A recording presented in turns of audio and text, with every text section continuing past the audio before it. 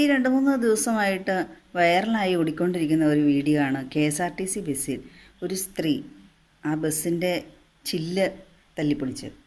ഈ ചില്ല് തല്ലിപ്പൊളിക്കുമ്പോൾ എങ്ങനെ വൈറലാവും? അത് ഇത്ര വലിയ കാര്യമാണോ? വൈറൽ മാത്രമല്ല, ആ സഹോദരി എയറിലുമാണ് ആയിരിക്കുന്നത്. KSRTCയുടെ ലിമിറ്റഡ് സ്റ്റോപ്പ് പ്രീമിയം ബസ്സിൽ യാത്ര ചെയ്യുമ്പോഴാണ് അർജൻറ്റായിട്ട് അവർക്കെന്തോ ടോയ്ലറ്റിൽ പോകണം, അപ്പിയോ മൂത്രമോ. സ്ത്രീകളായതുകൊണ്ട് എന്താണ് മുട്ടുന്നതെന്ന് പറയാൻ പറ്റില്ല. ചിലപ്പോൾ പീരീഡിൻ്റെ എന്തെങ്കിലും ആയിരിക്കാം, അല്ലെങ്കിൽ ചിലപ്പോൾ ഗർഭിണികളാണെങ്കിൽ അതുമായിട്ടുള്ള എന്തെങ്കിലും ബ്ലീഡിങ്ങോ, അങ്ങനെ പല കാര്യങ്ങളുണ്ടാവും. എക്സ്ട്രാ ഫിറ്റിങ്സ് ഉള്ളതുകൊണ്ടേ ചിലപ്പോൾ അവർക്ക് ആ കണ്ടക്ടറോടോ ഡ്രൈവറോടോ പറയാൻ ബുദ്ധിമുട്ട് തോന്നിയിട്ടുണ്ടാകാം. അവർ ബസ് നിർത്താൻ പറഞ്ഞ സ്ഥലത്ത് സ്റ്റോപ്പില്ലായിരുന്നു എന്നാണ് ആ വീഡിയോയിൽ പറയുന്നുണ്ട്. മീംസിൻ്റെ അവിടെ നിർത്ത് എന്നൊക്കെ പറയുമ്പോൾ അവിടെ സ്റ്റോപ്പ് ഉണ്ടല്ലോ എന്നൊക്കെ. എന്തായിക്കട്ടെ, പക്ഷേ അവർ ആ ചില്ല് പൊട്ടിച്ച് ഒട്ടും ശരിയായില്ല. പിന്നെ അവർ സ്റ്റോപ്പുണ്ട് എന്ന് പറയുന്നിടത്ത് നിർത്തി കൊടുക്കാമായിരുന്നു. കാരണം മനുഷ്യത്വം ഓർത്ത് എന്തെങ്കിലും ഒരു അത്യാവശ്യം വരിക.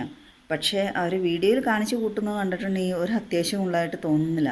കാരണം അവർ ശക്തി ഉപയോഗിച്ചാണ് ആ ചില്ല് തകർക്കുന്നത്. അവർക്കിപ്പോൾ എന്തായാലും അർജൻറ്റായിട്ട് വന്ന് മുട്ടി നിൽക്കുവാണെങ്കിൽ ആ ചില്ല് തകർക്കുന്ന സമയം കൊണ്ടെല്ലാം അടിയിൽ കൂടെ പോയേനെ. പിന്നെ അതിൻ്റെ ഇടയ്ക്ക് അവർ വീഡിയോ എടുക്കാനും മറക്കുന്നില്ല. പക്ഷേ എന്താണെങ്കിലും ആ സഹോദരിക്ക് അവരോട് രഹസ്യമായിട്ട് പറയാൻ ടോയ്ലറ്റിൽ പോകണം, പെട്ടെന്ന് വിടുവോ അല്ലെങ്കിൽ നിർത്തുവോ. ഞാനൊക്കെ ഇഷ്ടമായി KSRTC ബസ്സിൽ യാത്ര ചെയ്തിട്ടുള്ളതാണ്. അവരോട് പറഞ്ഞാൽ അവർക്ക് കാര്യം മനസ്സിലാവും, അവർ നിർത്തി തരും.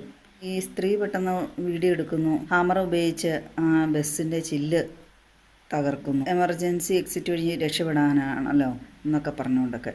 അവർ ചെയ്തത് ഒട്ടും ശരിയല്ല. പൊതുമുതലാണ്, അത് നശിപ്പിക്കാൻ പാടില്ല. അവരൊരാളല്ലോ അതിൽ യാത്ര ചെയ്യുന്നത്. പിന്നെ എന്നെ ഇതിലൊക്കെ ഏറ്റവും അത്ഭുതപ്പെടുത്തിയത് എന്താണെന്ന് വെച്ചാൽ, ഇവരിങ്ങനെ ഒരു കൈ വിട്ട് ഒരു കൈ പിടിച്ച് ചുറ്റും വട്ടം കറങ്ങുന്നു. ഭയങ്കരമായിട്ട് ഇങ്ങനെ അഭ്യാസം കാണിക്കുമ്പോഴാണ്. ആ വണ്ടി പെട്ടെന്ന് ഒരു സഡൻ ബ്രേക്ക് ഇട്ടിട്ടുണ്ടെങ്കിൽ എന്താകുമായിരിക്കും അവരുടെ അവസ്ഥ?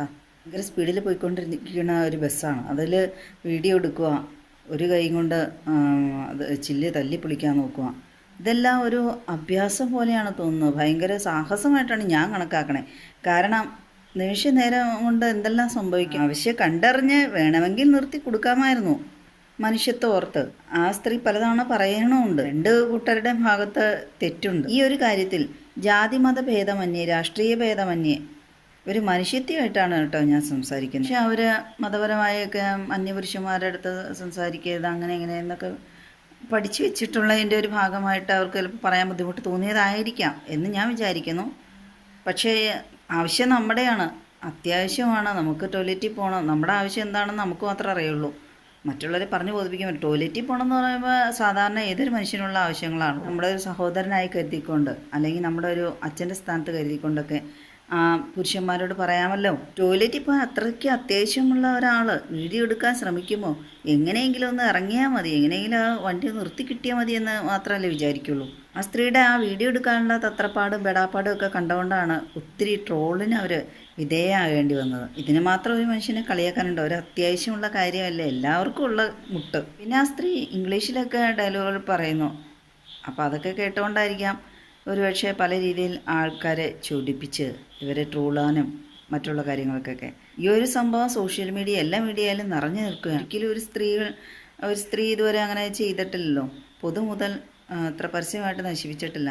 സാധാരണ സമരങ്ങളോ അങ്ങനത്തെ എന്തെങ്കിലുമൊക്കെ വരുമ്പോഴാണല്ലോ ഇതുപോലെ വണ്ടികളെയൊക്കെ ആക്രമിക്കുന്നു, അത് ചെയ്യുന്നു ഇതെന്നോ ഒക്കെ നമ്മൾ കേൾക്കാറും കാണാറുള്ളത്. അപ്പോൾ ഈ ഒരു സ്ത്രീ ഇങ്ങനെ കാണിച്ചു കൊടുത്തുകൊണ്ട് മറ്റുള്ള സ്ത്രീകൾ ഇങ്ങനെ തുടങ്ങാതെ ഇരുന്നാൽ മതിയായിരുന്നു. ആ സഹോദരിയുടെ അഭിമുഖത്തിൽ ഞാൻ കണ്ടായിരുന്നു, അവരുടെ വേഷവിധാനങ്ങൾ കണ്ടുകൊണ്ട് അവർ എറുതിരിവ് കാണിച്ചാണെന്നൊക്കെ. അങ്ങനെ ജാതിക്കാടൊന്ന് ഇറക്കാതിരിക്കും. സാര കാരണം കിട്ടാൻ വേണ്ടി നോക്കിയിരിക്കുകയാണ് ആൾക്കാർക്ക് ഹാലിളകാനായിട്ട്.